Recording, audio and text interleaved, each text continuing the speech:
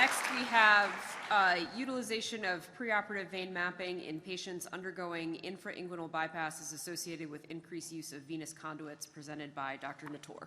Good afternoon, ladies and gentlemen.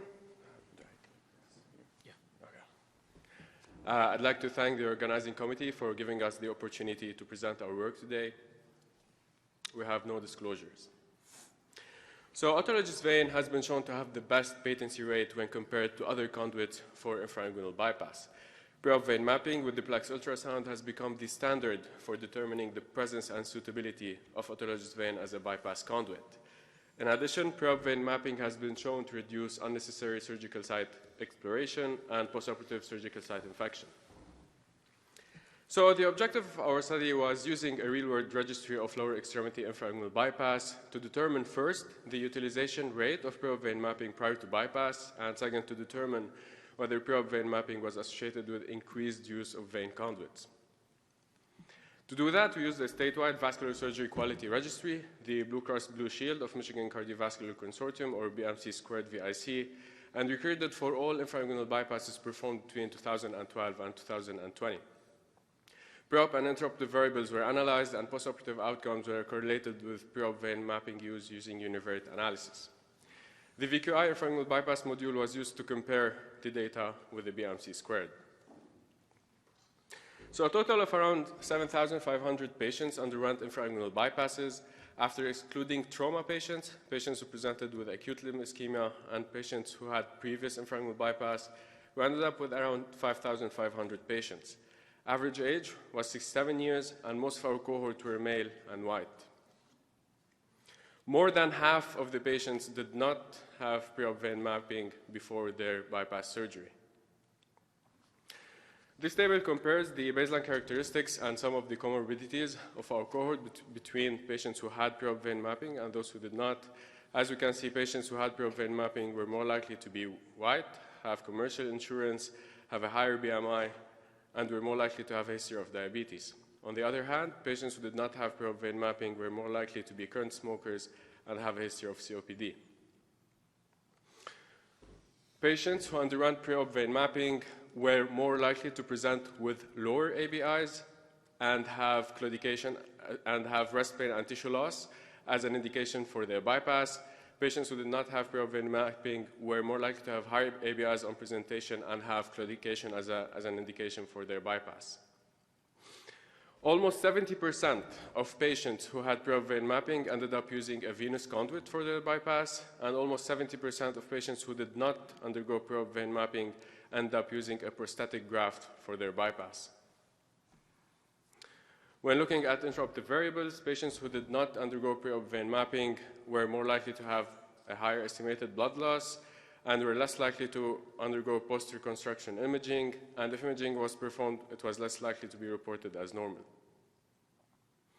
When looking at outcomes, patients who did not have preop vein mapping tended to stay longer in the hospital and required 30-day transfusion.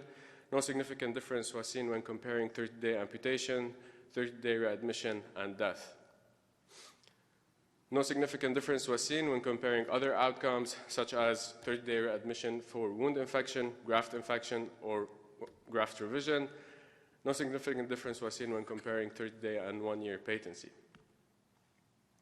This table compares the BMC squared with the VQI for patients who had infra-inguinal bypass. As you can see, almost 70% of patients in the VQI had preop vein mapping versus 45% in the BMC squared. When looking at all patients, almost 70% of patients in the VQI had a venous conduit for the infra-inguinal bypass as compared to 46% in the BMC squared.